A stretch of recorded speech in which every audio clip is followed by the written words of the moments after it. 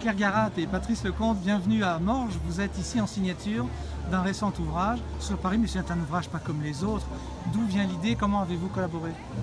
Ah, alors c'est Claire Laproms qui a eu l'idée. Il a écrit d'abord la musique, non, je parle qui a des écrit images, la musique et moi après j'ai écrit les paroles, en effet.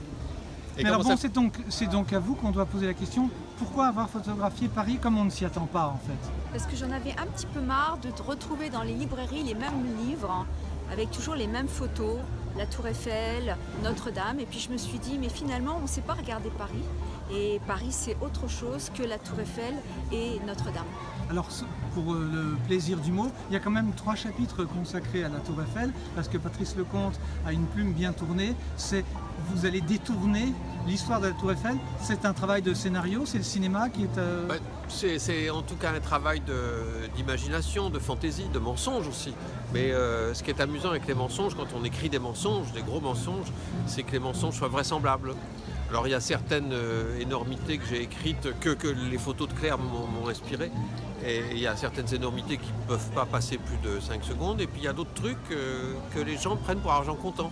Et ça m'amuse d'inventer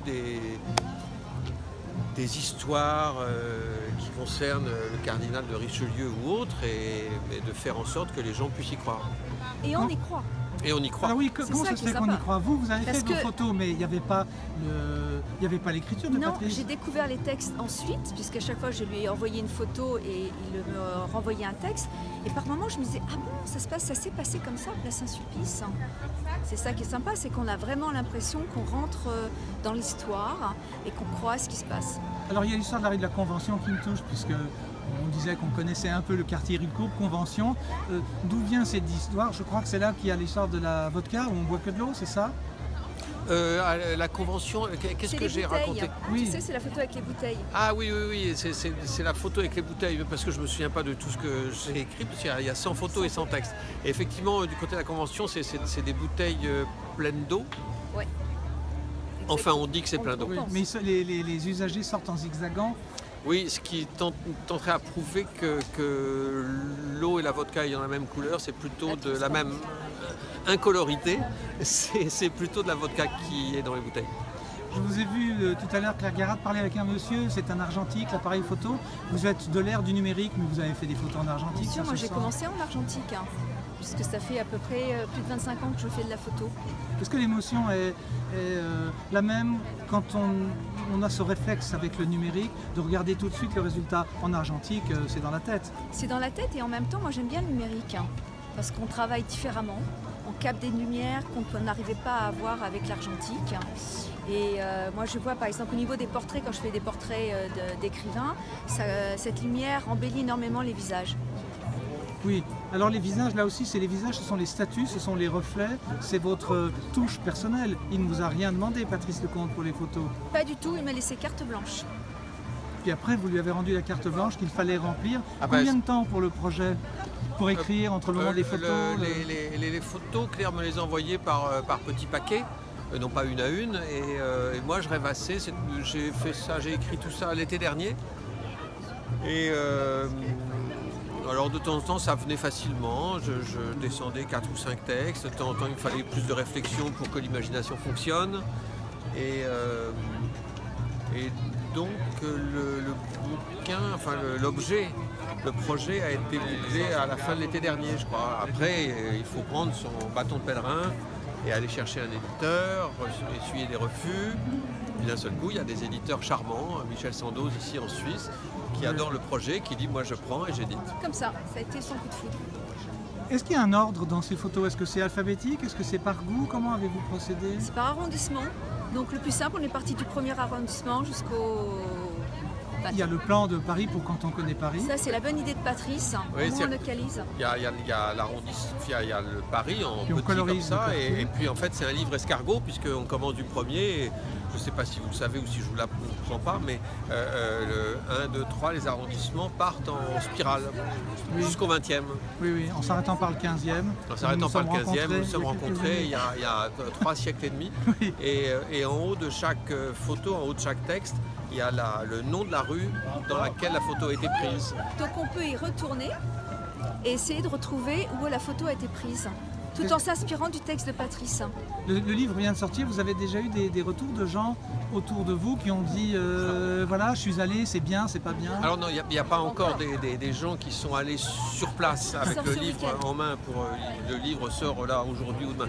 Donc il n'y a pas encore des gens qui sont allés sur place avec le bouquin pour essayer de retrouver ce qu'a photographié Claire. Mais tout à l'heure, je prenais un café et il y a une dame qui avait acheté le bouquin hier ou avant-hier, qui prenait un café aussi et qui m'a dit j'ai lu votre bouquin pratiquement d'une traite, et elle a ajouté « j'en ris encore ». Eh bien, c'était aussi bien que d'être décoré la Légion d'honneur. Est-ce qu'on peut imaginer à terme, et de nouveau pour le bon mot, que votre livre remplace un guide de voyage, qu'on a envie d'utiliser en disant voilà, il y a le guide du routard, mais il y a le guide des gens malins? Ouais, ça pourrait s'appeler non pas le guide du routard, mais le guide du regardeur, c'est-à-dire pour s'efforcer de regarder les endroits qu'on fréquente, de les regarder avec un œil un peu différent et de ne pas se contenter de ce que j'appelle le point de vue du piéton touriste qui se contente des évidences. Et c'est vrai que le livre les photos de Claire nous amène à ne pas nous satisfaire d'évidence, mais à aller chercher des trucs plus rares. Et puis l'idée, c'était d'avoir l'idée de Patrice, c'était d'un petit format pour qu'on puisse l'emmener avec nous et se balader à travers Paris et essayer de retrouver où a été prise la photo, tout en s'inspirant du texte de Patrice.